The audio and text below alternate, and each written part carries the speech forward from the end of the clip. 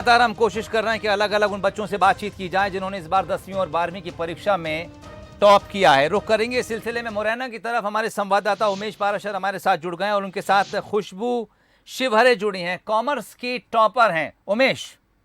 बिल्कुल, देखिए सोहेल, आपने सही कहा। ये जो 12th का रिजल्ट आया है, मुरैना में टॉप किया है कॉमर्स विषय से। ये खुशबू ने टॉप किया है शिवहरे, और ये एशियन जो हायर सेकेंडरी स्कूल है उसकी छात्रा है। आज उनके जो घर है वहां हम खड़े हुए हैं। इस समय उसके जो पूरे घर में खुशी का माहौल है, क्योंकि चूंकि चंबल में जो बेटियां होती हैं उनको ज्यादा पढ़ाने की छूट नहीं दी जाती। ऐसे में अगर जो बेटियां हैं वो लगातार चंबल का नाम रोशन कर रही है। हमारे साथ खुशबू है, उनसे हम बात करने की कोशिश करते हैं।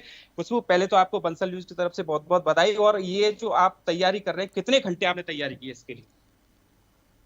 एक दिन मैंने 10 से 12 घंटे कभी किए। ऐसा नहीं है कि मुझसे गलतियां नहीं हुई हैं, मैंने कई बार पढ़ाई को इग्नोर भी किया है, पर मैंने फिर कैचअप भी किया है उसके साथ। मैंने 10 से 12 घंटे, कभी रात में 3 बजे, कभी 4 बजे, कभी कभी 5 बजे। तो ऐसा है कि अगर आपको कुछ करना है, अगर आप आखिरी मोमेंट पे भी अगर आपको लगता है कि आप कर सकते हो, और अगर आपने सोच लिया कि आपको करना है, तो आपको कोई नहीं रोक सकता। और सबसे इम्पोर्टेंट बात अगर मतलब मैं कहूँ मेरी सक्सेस में है, तो वो है पॉजिटिव माइंडसेट। मैंने कभी नहीं सोचा कि मैं नहीं आऊंगी, नहीं आऊंगी। मैंने हमेशा सोचा मैं जितना भी लाऊंगी, अपने लिए लाऊंगी, अपने मम्मी पापा के लिए लाऊंगी, अपनी फैमिली के लिए अच्छा, लाऊंगी। कौन सा आपके पास सब्जेक्ट रहे और कितने मार्क्स का आया? जी, मेरे पास कॉमर्स सब्जेक्ट है। मेरे हिंदी में 94, बिजनेस स्टडीज में 96, और अकाउंट्स में 98, एंड इकोनॉमिक्स में भी 96, एंड इंग्लिश में भी 96 और आप 94। आपको जब आपने कौन? टॉप किया तो कैसे आप मैसेज मिला के आपने जी, टॉप किया? मेरी बेस्ट फ्रेंड ने मुझे बताया कि मेरे 96% आए हैं, पर मुझे कोई आइडिया नहीं थी कि मैंने टॉप किया है। मेरे स्कूल की तरफ से मुझे कॉल आया और फिर मुझे पता चला कि मैंने आगे टॉप किया है। 12th के बाद क्या बनना चाहिए, क्या करना आगे 12th के बाद मैं बीएमएस करूंगी, और मेरा अभी कोई डिफाइंड गोल नहीं है। मैं अभी उस चीज को एनालाइज करूंगी कि मुझे किस चीज में इंटरेस्ट है, और उसके हिसाब से मैं देखूंगी। बिल्कुल, खुशबू की माँ भी हमारे साथ है, उनसे हम बात करने की कोशिश करें। माता जी, बच्ची टॉप आई है पूरे प्रदेश में, कैसा लग रहा है? अच्छा लग रहा है, खुशी हो रही है। उसने मेहनत की है तो उसकी सफल हो गई है। अच्छा, आगे खुशबू को क्या बनाना चाहती हैं आप? वो उसकी इच्छा के ऊपर है, जो वो करेगी वो मैं कराऊंगी उसके लिए।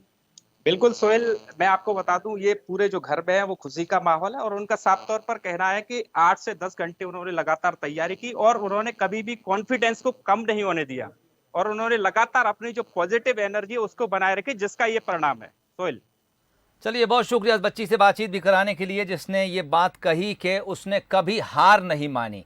उसने जो फैसला किया था अपने हौसले के साथ, उस फैसले से उस रिजल्ट तक भी पहुंची। चलिए, अब रुक करेंगे हम सीधे रतलाम की तरफ। दिलजीत सिंह मान हमारे संवाददाता हमारे साथ जुड़ गए हैं और उनके साथ जो बच्ची जुड़ी है, जो छात्रा जुड़ी है, अनुजा दीक्षित हैं। आर्ट्स फैकल्टी में मध्य प्रदेश में टॉप किया है। दिलजीत।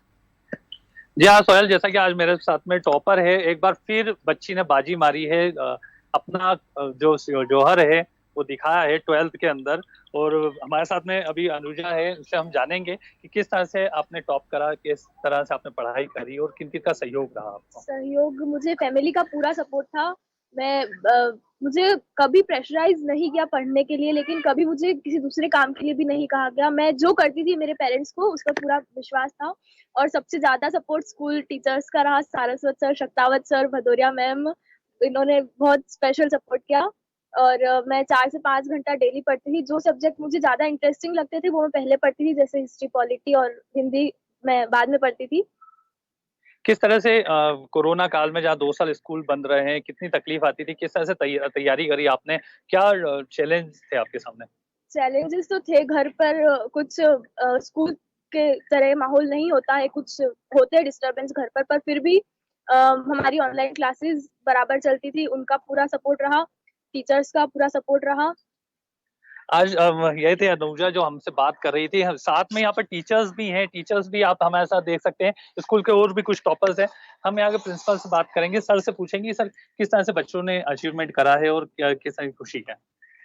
बच्चे काफी समय से ही तैयारी कर रहे थे। कोविड को लेकर के बच्चे थोड़े डरे हुए थे, लेकिन उसके बाद में बच्चों ने काफी मेहनत की और इनका एक ही लक्ष्य था कि कैसे भी किसी भी तरीके से हमको मेरिट में आना है। और निश्चित रूप से इनकी जो मेहनत है वो आज रंग लाई है। और निश्चित रूप हम बहुत गौरवान्वित महसूस कर रहे हैं अपने आप को, और सारा स्टाफ हमारा इनके साथ में इनको मार्गदर्शन देने के लिए लगा हुआ था। तो पूरा स्टाफ और सारे बच्चे बधाई के पात्र हैं और बहुत खुशी है और ये बच्चों के जो भी अचीवमेंट है, जो भी सपने हैं, वो ज़रूर पूरे होंगे क्योंकि ये बच्चे जिस लक्ष्य को अगर एक बार ठान लेते हैं, तो उसको पूरा करने में अपनी कोई कसर बाकी नहीं छोड़ते। तो सोहेल, ये थी हमारे साथ में रतलाम की टॉपर। चलिए, बहुत शुक्रिया दिलजीत तमाम बच्चों से बातचीत कराने के लिए। और उस बच्ची से भी, अनुजा दीक्षित नाम है, आर्ट्स में 12th क्लास में, जिसने पूरे मध्य प्रदेश में टॉप किया। 18 लाख बच्चों का रिजल्ट जारी किया गया। 12वीं का रिजल्ट 72% से कुछ ऊपर रहा, लेकिन 10वीं का रिजल्ट इस बार कुछ निराश कर गया। 60% से कुछ कम ये रिजल्ट रहा है। बच्चियों ने इस बार भी मेरिट लिस्ट में बाजी मारी है। 12th क्लास में अलीराजपुर ज़िलों में सबसे अव्वल आया है। 93% से ज़्यादा यहाँ का रिजल्ट रहा है। दमोह मध्य प्रदेश में सेकंड नंबर पर आने वाला ज़िला है। 89% से कुछ ऊपर यहाँ का रिजल्ट आया है। जबकि हाई स्कूल की बात करें तो दमोह नंबर 1 पर है और अलीराजपुर दूसरे नंबर पर है।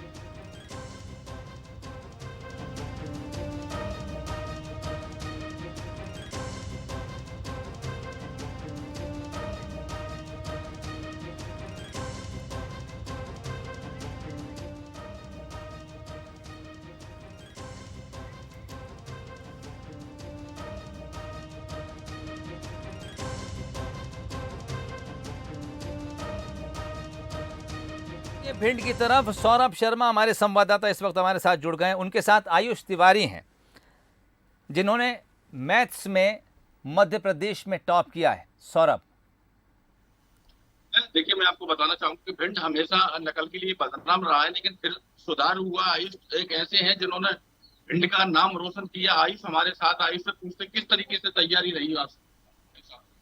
मैंने पूरी साल कंसिस्टेंसी में पढ़ाई की है कि एक भी दिन किसी भी चीज को मिस नहीं करना है। अगर कोई सब्जेक्ट है, फिजिक्स, केमिस्ट्री सारे, तो उनको रेगुलरली पढ़ते जाना है। मतलब ऐसा नहीं है कि इस दिन सिर्फ हम यही पढ़ेंगे। मतलब सब सब्जेक्टों को रेगुलर थोड़ा थोड़ा टाइम देते रहना।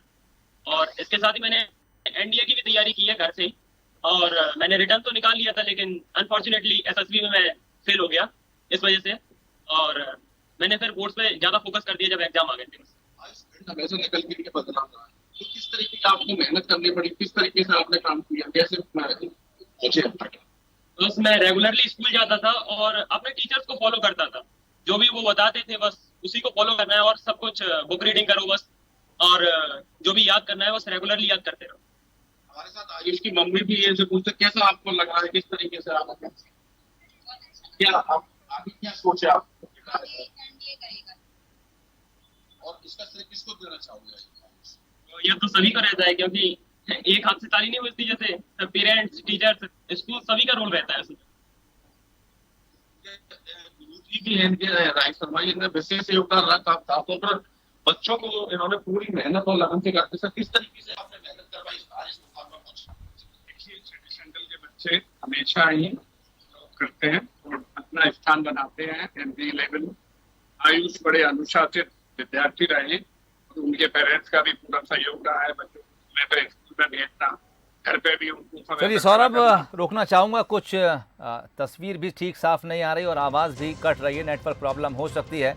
बहुत शुक्रिया तमाम उन टॉपर से बातचीत कराने के लिए, जिन्होंने न सिर्फ अपने लिए सफलता के झंडे गाड़े, बल्कि अपने अभिभावकों, अपने टीचर्स, अपने स्कूल का नाम भी रोशन किया।